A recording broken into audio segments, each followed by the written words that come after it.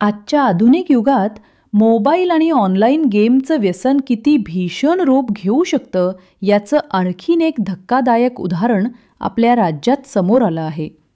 मोबाईलवर लोकप्रिय online game खेळण्याचं वेड एका तरुणाला एवढं चढलं की त्याने आपल्या स्वतःच्या आयुष्याला आणि कुटुंबाच्या प्रेमाला विसरून टाकलं. आईने शिक्षणावर लक्ष देण्यासाठी आणि थोडा वेळ गेमपासून दूर राहण्यासाठी तिच्या मुलाकडून मोबाईल काढून घेतला. पण या साध्या कृतीमुळे घरात वाद निर्माण झाला. रागाच्या भरात मुलाने आपल्या आईवर हात उचलला आणि हा वाद जीवघेणा ठरला. घटनेनंतर गावभरात शोककळा पसरली आहे. पोलिसांनी तात्काळ घटनास्थळी धाव घेऊन परिस्थिती नियंत्रणात आणली आणि आरोपी मुलाला ताब्यात घेतला आहे. चौकशीतून समोर आलं की तो दिवस रात्र पबजी आणि तत्सम ऑनलाईन गेममध्ये गुंतलेला होता, ज्यामुळे त्याचं वर्तन दिवसेंदिवस चिडचिडं आणि अस्थिर होत चाललं होतं. या घटनेनं समाजात एक गंभीर प्रश्न उभा केला आहे.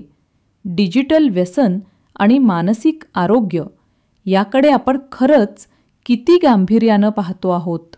पालकांनी आपल्या मुलांशी संवाद ठेवणं, वेळोवेळी सल्ला देणं आणि तंत्रज्ञानाचा वापर संयमाने करण्याचं शिक्षण देणं आता काळाची गरज आहे. तज्ज्ञांचं मत आहे की मुलांवर डिजिटल गेम्सचा अतिप्रभाव झाल्यास त्यांचं एकाग्रता, मनस्थिती आणि सामाजिक व्यवहार यावर गंभीर परिणाम होऊ शकतो. मानसोपचार तज्ज्ञ सांगतात की अशी घटनांमागे केवळ राग नाही तर मानसिक व्यवहार यावर गंभीर परिणाम होऊ शकतो. मानसोपचार तज्ज्ञ सांगतात की अशी घटनांमागे केवळ राग नाही तर मानसिक ताण आणि एकाकीपणाही कारणीभूत असतो.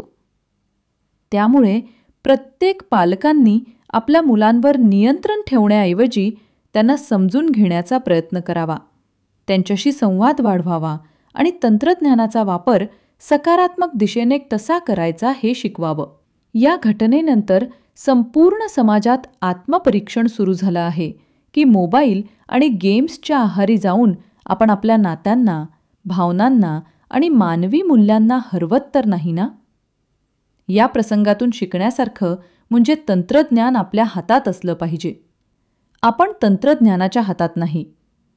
पोलिसांकडून मिळालेल्या माहितीनुसार या प्रकरणाची पुढील चौकशी सुरू आहे आणि तज्ज्ञ टीम या प्रकरणाच्या मानसिक आणि सामाजिक पैलूंवर सखोल तपास करत आहे. शिक्षण, पालकत्व आणि डिजिटल युगाच्या जबाबदाऱ्यांबद्दल आता समाजात गंभीर चर्चा सुरू झाली आहे. या घटनेनं पुन्हा एकदा दाखवून दिलं आहे की केवळ गुन्हा नाही तर समाजाच्या मूल्य व्यवस्थेत बदल होणं आवश्यक आहे. मोबाईल हा साधन असायला हवा, स्वामी नव्हे. जेव्हा एका साध्या मोबाईल गेमने एका कुटुंबाचं आयुष्य उद्ध्वस्त केलं तेव्हा आपण सगळ्यांनी विचार करायला हवा, आपण कुठे चाललो आहोत? या घटनेनंतर गावात शांती आहे, पण मनामध्ये अनेक प्रश्न आहेत. डिजिटल जगाच्या मोहात अडकलेल्या प्रत्येक तरुणाने आणि त्यांच्या पालकांनी आज स्वतःकडे एक नजर टाकायला हवी.